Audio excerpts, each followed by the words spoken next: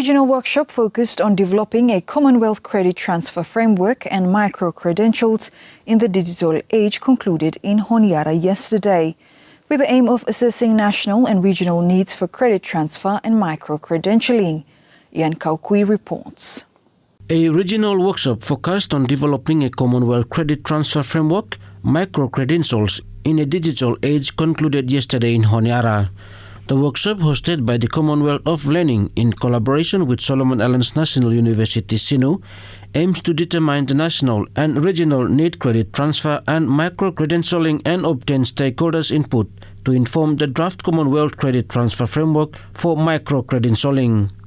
In his remarks at the workshop, Minister of Education and Human Resource Development, Honorable Tosian Leokana, said micro-credentials provide an agile means for upskilling and reskilling, ensuring that our workforce remains competitive and adaptable.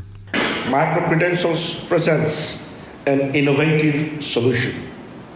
They serve as a valuable form of certification that validates an individual's achievements of specific skills, knowledge, or competencies following structured learning experiences. Unlike traditional degrees, which may not always align with the rapid changes in industry demands, micro-credentials provide an agile means for upskilling and reskilling, ensuring that our workforce remains competitive and adaptive. Commonwealth of Learning Canada CEO and President Professor Peter Scott said the work to help members of the Commonwealth drive education costs down. And COL is a governmental organisation, or an intergovernmental organisation of the 56 nations of the Commonwealth, of which you are all members. We have no strategy that is other than the strategy of those nations come together, and we take our instruction from the Ministers of Education.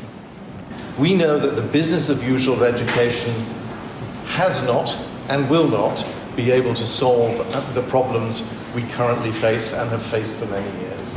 We know that innovation allows us to ask different questions of the current challenges that we see that conventional education currently has to address. COL's privilege is to take the instruction of those ministers and to bring together our communities to try to reach to as many communities as possible with potentially new things that may change the business of education for us all.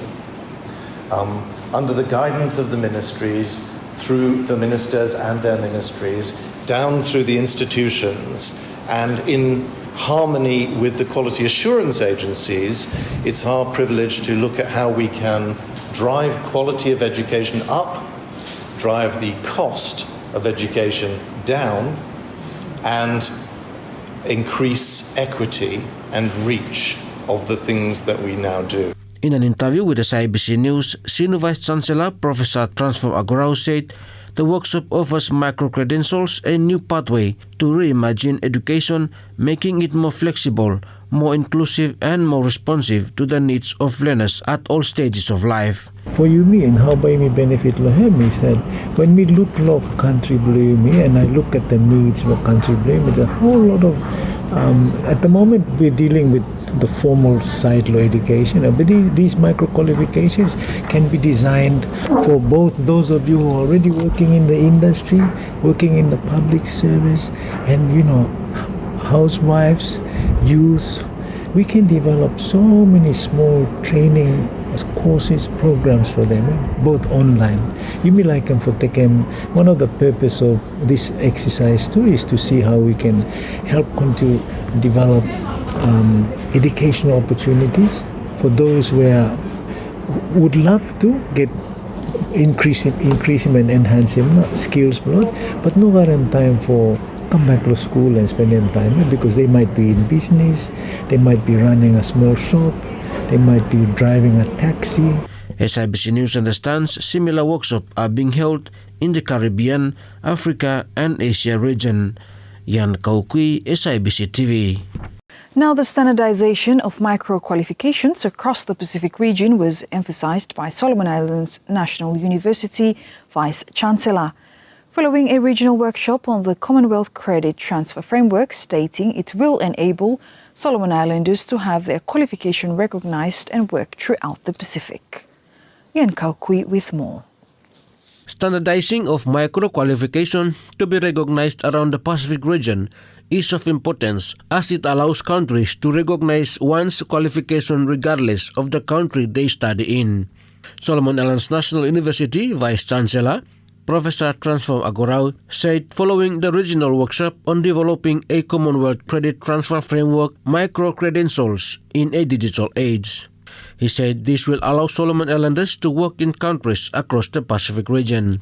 So we have in the workshop people from like SIBC, the equivalent, from universities and also from government ministries. So together with all of this is you have got the regulator and then the service providers too.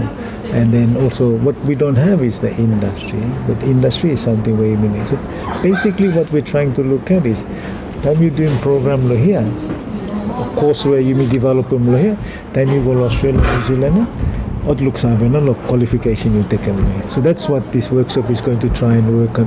How na ba yung do? How what kind of framework na ba you allow for what Australia, New Zealand by sabi recognize na the micro qualifications where you may do here and Otlo Samoa, for example. Time you go Samoa, that same this recognition of the mobility that time people go across. And if they've done something here, it's actually you show them Australia, New Zealand, not by looks out, because they meet them to standards. Professor Agorao added, education in the digital space is where countries are heading towards. He said for Solomon Islands, it is just a matter of time before majority of our studies goes online. The limitation at the moment is bandwidth number, but it will come down and it's going to be more accessible. So I'm more confident. One is you've got the 163 towers, Telecom and all the others are making the investments, the government is making the investments, and you've got Starlink, and therefore the broadband availability is going to be much easier in the future. We need to look to the future. It's the way. It's going to be the way in which we operate in the digital age, where most of the learning is going to be online. You're going to bring in three-dimensional videos, tools, and platforms into learning. Yan Kaukui, SIBC TV.